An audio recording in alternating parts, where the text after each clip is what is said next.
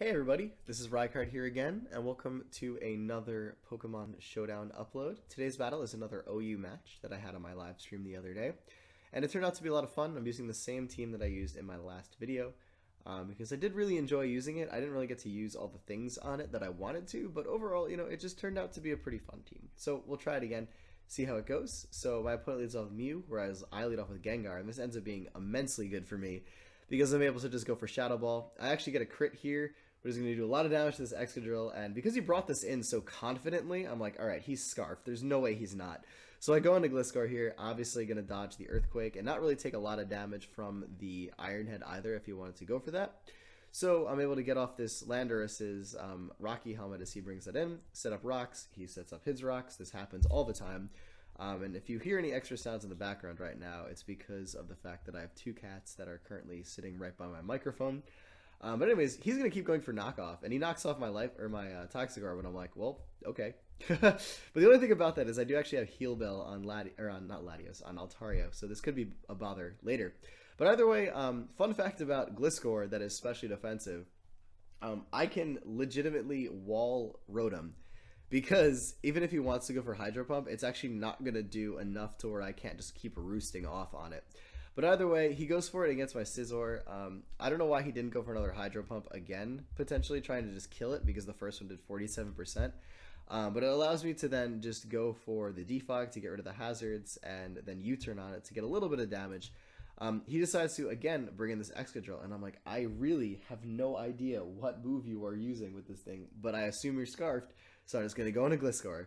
So I end up actually just taking it really well and just go for the oh wait, no, I don't. I switch on a Tauros, predicting this switch, and I kill him with an Ice Beam. Look how smart I am. So I'm able to do that. Then that thing is out of the way, meaning that any physical attacker on my team won't be really as walled as easily. He's just going to set up rocks on my Clefable, and as you saw from my previous video, I can literally just sit in on this thing all day. So I'm just going to go ahead and go for the Stealth Rock myself just to get those back up. And you're going to see right now, okay, watch this. So he's going to go for the Hydro Pump. It does 68%, meaning that I can just roost off on this. And he's going to go ahead and do Hydro Pump, which does 63%. And because of Toxic Orb, I can just roost off this again. And basically, I could just do this all day, because eventually he's going to miss Hydro Pump, like you saw there. And I can just stall him out of Hydro Pumps, which is fantastic for me. And as you're going to see right here, I'm just going to keep going for knockoff. He actually does not have Pain Split on this Rotom, which is really surprising to me, because he has both Thunderbolt and Volt Switch, which I guess works, but you typically see it. So he's going to go into his Mew right here. He has one Hydro Pump left. He didn't want to waste it, but this is going to allow me to easily just go for the knockoff on the Mew. He thinks he's going to outspeed me. Unfortunately, he doesn't, because I run a lot of speed on my Gliscor. And I'm just going to keep going for Earthquakes here. He's going to Soft Boiled up on that one. But again, this Clefable literally cannot do anything to me. So I'm going to predict the Soft Boil here and switch out into my Gengar to basically threaten it out with a Sludge Wave. And I see no reason not to go for it here unless he wanted to directly switch in the Excadrill. So I'm just going to go for it here. And it's going to be great for me because I'm going to be able to take out the Rotom, which honestly really wasn't doing too much anyway.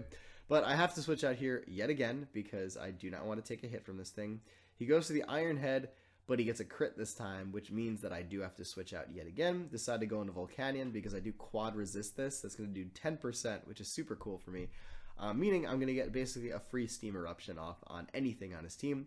Go for it, and it does 29% to this Mew, which is interesting because I guess this is just a special defensive view, but like I said before, I run a ton of speed on Volcanion, so this is going to allow me to easily just take out the Mew. He's going to go into Medicham here, though, and I'm like, you know what? I just need a free switch into Gengar, so I'm going to sack you. He gets a crit. I have no idea if I would have lived that, but I don't think it would have mattered, honestly. And this is going to freely allow me to just go for Shadow Ball here. Even if he had Bullet Punch, I'm pretty confident that would not have killed. But then he's just going to go right back into Excadrill, and like before, I'm going to switch out and basically force him to switch eventually. I go out into Scizor, predicting the Iron Head, which is great this time, so I actually get to go for the Bullet Punch to try to take it out. He knows, though, at this point that he kind of needs that to win. But basically, my Scizor is going to go down. I get a little bit of damage off on this guy, and I'm just like, all right, well, Sludge Wave, that's going to be it. And now at this point, he has to lock himself in on Iron Head. He cannot go for Earthquake because I have Gliscor. So he's going to outspeed, he's going to kill right there, but I'm going to bring in Altaria. I'm going to choose to not Mega here so I don't die to the Iron Head. Hopefully I don't get flinched, and it looks like I don't, so I can just kill with frustration.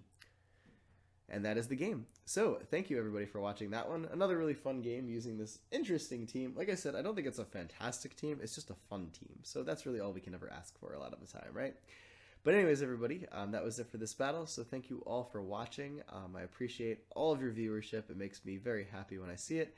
And I just love uploading content that I am very fortunate that you all seem to enjoy. So as always, everybody, take care, goodbye, and I will see you all next time.